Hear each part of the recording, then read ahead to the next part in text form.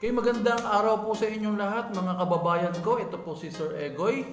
So pag-usapan po natin itong nangyaring kaguluhan sa Amerika. Bagamat alam ko po medyo late na ng konti, pero pinag-uusapan pa rin, no? Yung nangyaring kaguluhan diyan sa Amerika dahil sabi nga nila ay sa mga naririnig natin dito, di ba? Sa ating bansa, sa mainstream media natin na ang balita rito ay ang mga partido o mga sumusuporta kay Trump ang nanggulo diyan sa lugar sa Capital City na tinatawag.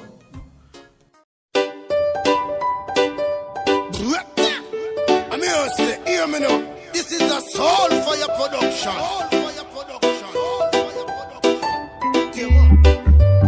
So yun po yung tinutukoy nilang kaguluhang naganap, no? So ang alam natin ay si Trump ang nanggugulo sa bansa niya kung saan siya ang pangulo. Pero yung ba talaga ang totoo o nangyari sa likod ng kaguluhang nagaganap diyan sa Amerika? So meron po tayong nakita ditong isang balita o isang impormasyon na inuulat ng isang istasyon na kung saan ipinapaliwanag niya rito yung tunay na dahilan na nangyari ng kaguluhan niya sa lugar. Doon mismo sa lugar. At yung mga magkukwento dito at maglalahad ng kanilang impormasyon ay mismo doon mismo nakatira. So mas maganda siguro marinig din natin, hindi lang yung side ng mainstream media din sa Pilipinas, hindi natin sure kung talagang yun ba ang totoo. Dahil kasi ang parang nangyayari gustong manatili ni Trump sa kanyang posisyon. Pero yung ba talagang totoo, no? Si Trump ba ang nanggugulo, yung mga sumusuporta ba kay Trump ang nanggugulo kaya nagkaroon ng ganung klaseng kaguluhan sa bansang Amerika.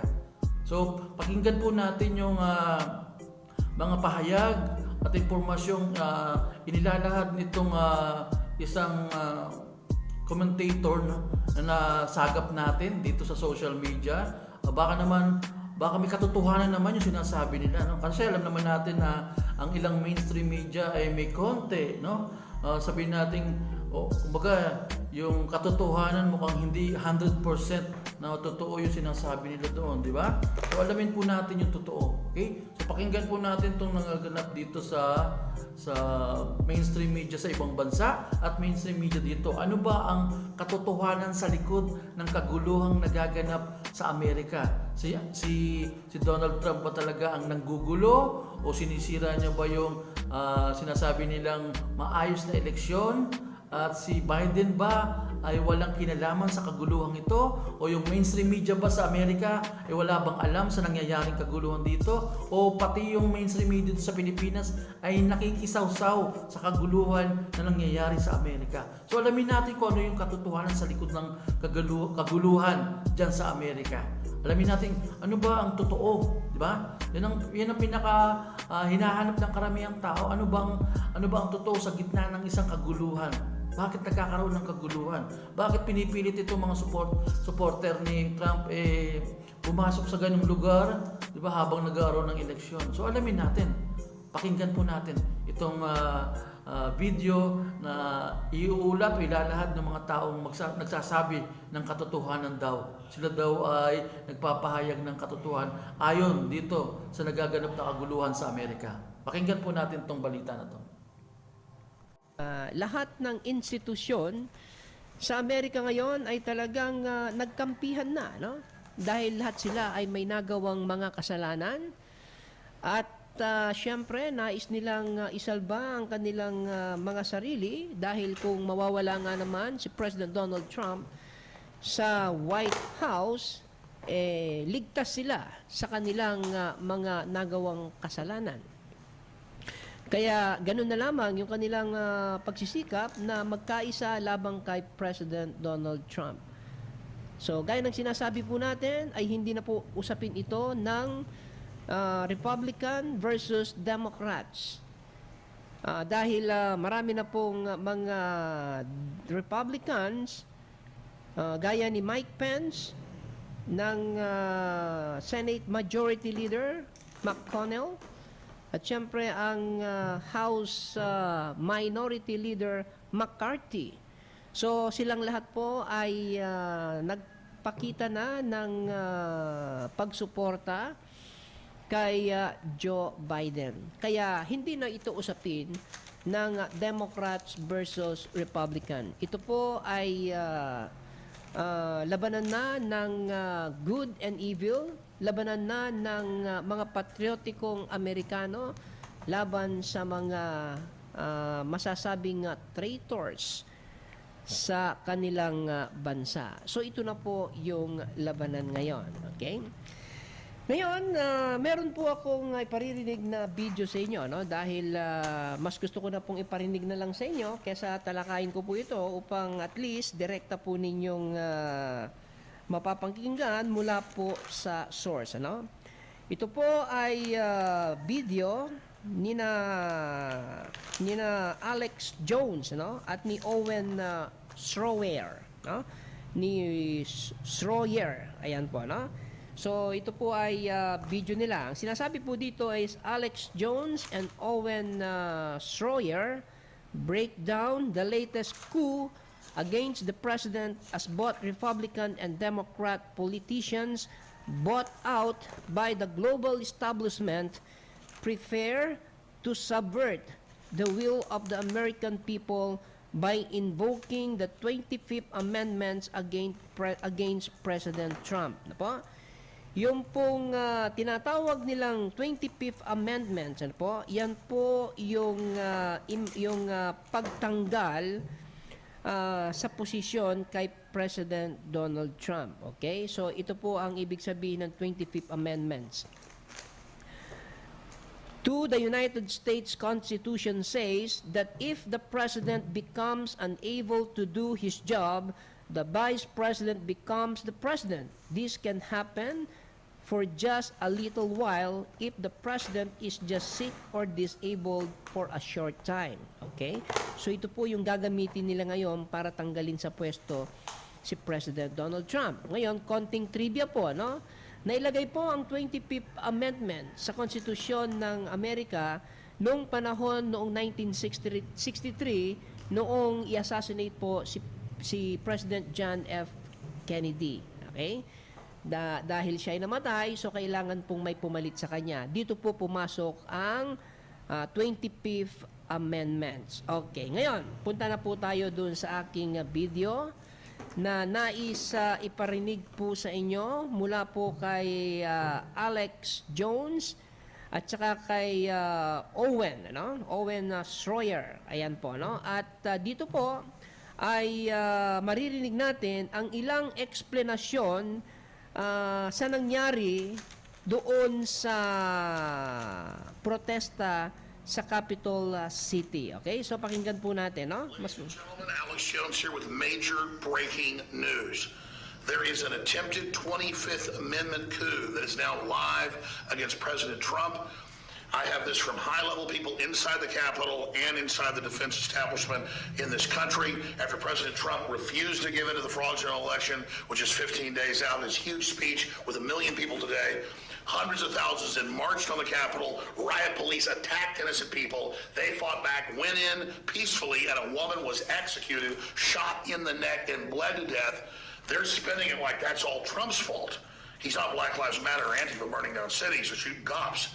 This is incredible. Pence isn't following him on Twitter now. Even higher levels of censorship has been kicked in. And so then we're talking to our law enforcement sources and other sources in the Defense Department. They said they are debating in a late night meeting right now, invoking the 25th Amendment through the cabinet of President Trump and trying to remove him because they can't let there be that 10-day debate that Senator Ted Cruz wants, where all the documented evidence, I mean, Giuliani with top computer scientists and professors laid it all out this morning. So the system is so panicked that America isn't being gaslit, America isn't buying this fraud, that when Trump said, hey, march to the Capitol, immediately riot police marched down, attacked everybody, shot them over bullets, and they knew patriots would then fight back. They went into the Capitol peacefully. They were not physically attacking people. Some were knocking out some windows and things, which we don't agree with. And a woman was executed. So there is a live coup against the President of the United States, the 45th President of the United States right now, to try to make everybody forget about what happened with election fraud, forget about China Joe, forget about his son, forget about all this, and say that, oh, because we demonstrated and a woman died who they killed, then we're all bad. They're not going to tell you her name. We're trying to find her name. George Floyd was killed. That was wrong. This was even more premeditated. We need to know her name and say her name, and Trump needs to not be on the defense. Trump came out and said, we need peace. Leave the Capitol. Same thing I said before he even said it. He said, let's have unity. The police are on our side. Twitter deleted 2 videos where he said that because they're putting the narrative out that he wants violence, which is then triggering some people to think, oh, that is what he wants. Again, they've stolen Trump's identity by not letting him speak. They're saying he wants violence. Owen Schroyer, come in here. You witnessed this historic event. Here's a painting in our hotel room office that we've got here, a office we rented in a hotel to do live broadcast of the Senate more than 100 years ago, a painting of the Senate. That's where this really happened today, where a woman was executed.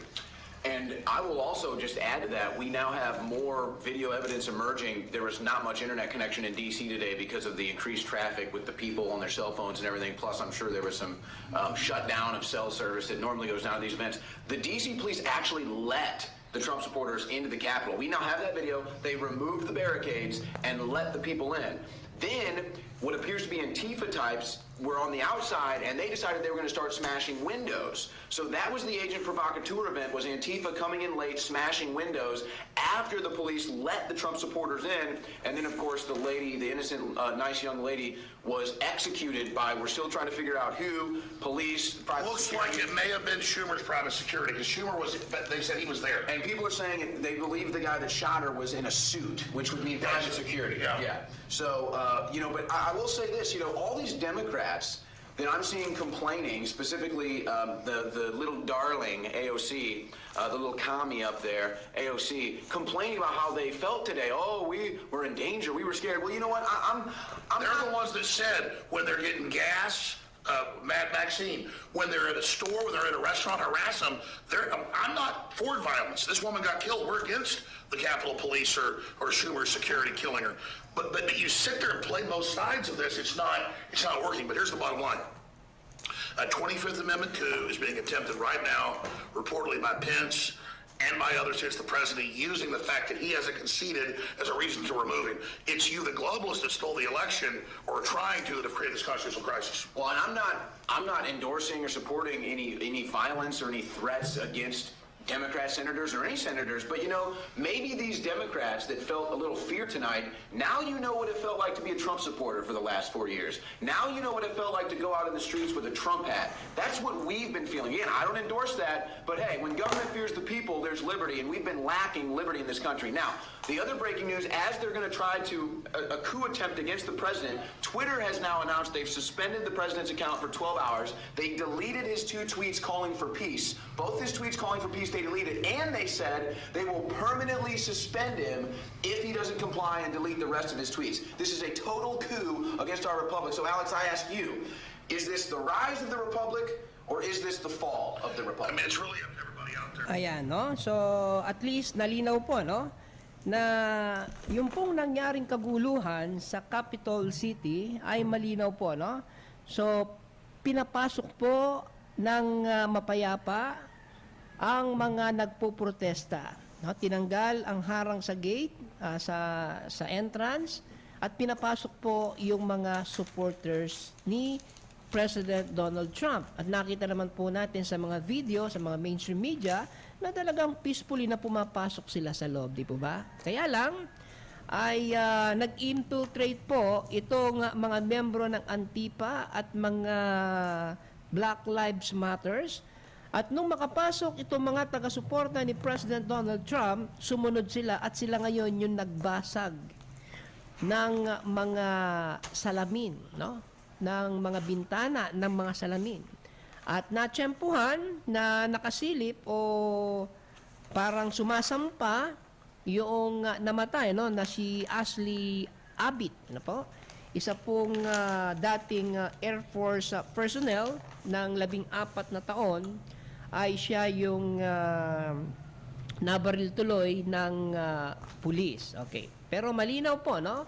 Yung kaguluhan ay hindi kagagawan ng mga Trump supporter, kung hindi ng mga taga-suporta ng mga Democrats. Ito po yung mga Antifa, Anti-Fascist Movement, at itong Black Lives Matter. At sila po ay nakuhanan ng mga litrato at kitang-kita na sila ay may mga tato na kung saan ay nagpapakita na sila ay miyembro ng grupo ng mga pedophilia at ang kanilang damit mismo ay nakasulat ay pro-Biden. Okay? So, yan po yung dahilan. Pero, hindi po yan pinapaliwanag ng mainstream media dahil syempre kasabwat po sila. At sigurado na sila ay may plano na i-infiltrate ang peaceful rally ng mga pro-Trump at gumawa ng kaguluhan at yan nga po ang nangyari. Okay, so malinaw po na hindi po yan kagustuhan ni President Donald Trump. At gaya nga po ng sinasabi ni na Alex Jones at ni Owen Schroyer na po, na meron pong dalawang tweet si President Donald Trump, okay? Na kung saan ay nananawagan siya na kailangan ay igalang po ng kanyang mga taga-suporta ang batas. At hinimok niya na sila ay umuwi na, no? So iparirinig ko po sa inyo ang video niya, no? Upang sa ganoon ay makita po natin ang katotohanan sa likod ng mga ipinabalitang mga kasinungalingan. Okay, narito po 'yon. Okay, teka. Okay, okay, eto po. I know your pain. I know you're hurt. We had an election that was stolen from us. It was a landslide election, and everyone knows it, especially the other side. But you have to go home now. We have to have peace. We have to have law and order. We have to respect our great people in law and order. We don't want anybody hurt. It's a very tough period of time. There's never been a time like this where such a thing happened, where they could take it away from all of us, from me, from you, from our country. This was a fraudulent election, but we can't play into the hands of these people. We have to have peace. So go home. We love you. You're very special. You've seen what happens. You see the way others are treated that are so bad and so evil. I know how you feel. But go home and go home in peace. Ayan po, no? Ang linaw po ng sinabi ni President Donald Trump, no? At very composed po siya, no? Hindi siya halatang nararattle, hindi siya halatang stress, so wala kang makikitang stress sa kanyang boses. Yan po ay palatandaan na kontrolado po ni President Donald Trump ang lahat ng nangyayari.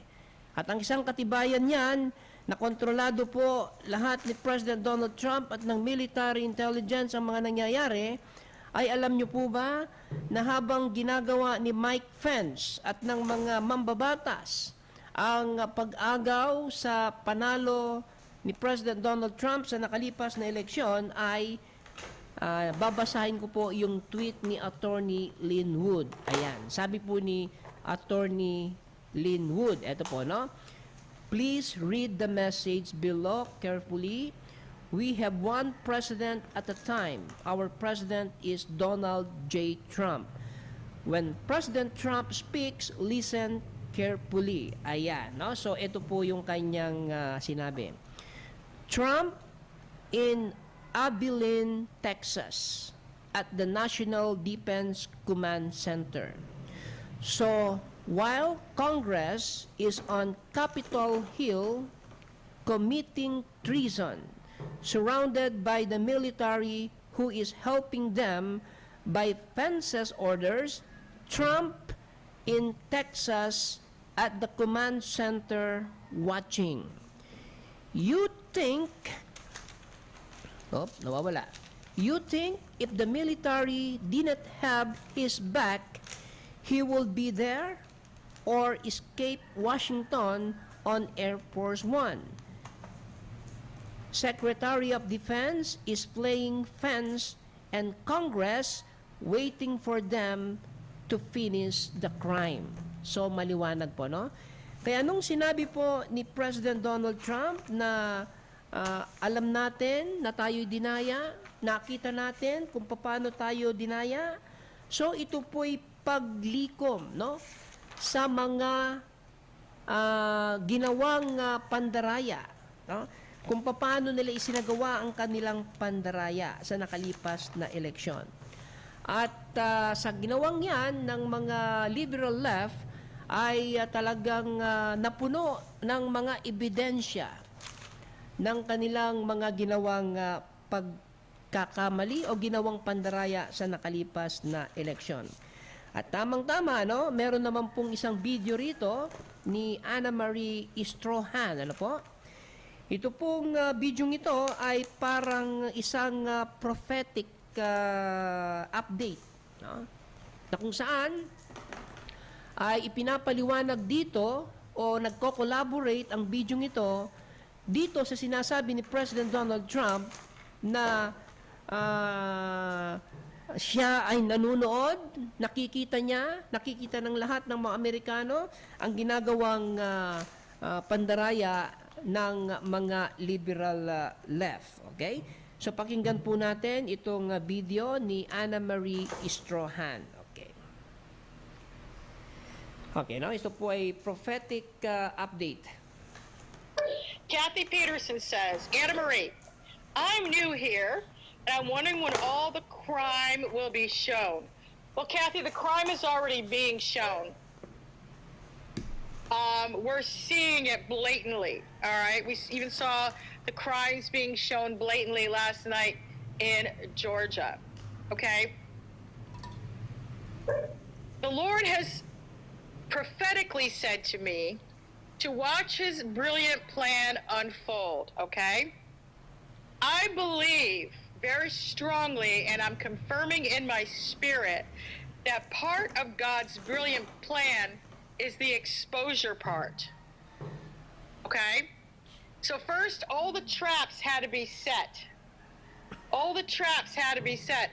You know, do you know, and somebody wrote this the other day, and it really stood out to me. Do you know that a shoplifter cannot be arrested until they leave the store with the merchandise? Now just tuck that away, what I just said. A shoplifter cannot be arrested until they leave the store with the merchandise, okay? And so when the Holy Spirit showed me that, and he put that into my spirit, and knowing what I know that God said back on November 11th, even before that, right after the election, he said, big booms are coming, shock and awe is coming, but watch my brilliant plan unfold. And so as we're watching God's brilliant plan unfold, the uncovering of the crimes is happening. So first, the traps had to be set, right? The crimes, President Trump knew that these criminals were going to steal the election. He knew they were going to do it. Like he said, I caught them all. He already knew they were going to do it. So I believe, this is what I believe. I believe that part of God's brilliant plan is, number one, a trap has been set for the criminals. They took the bait.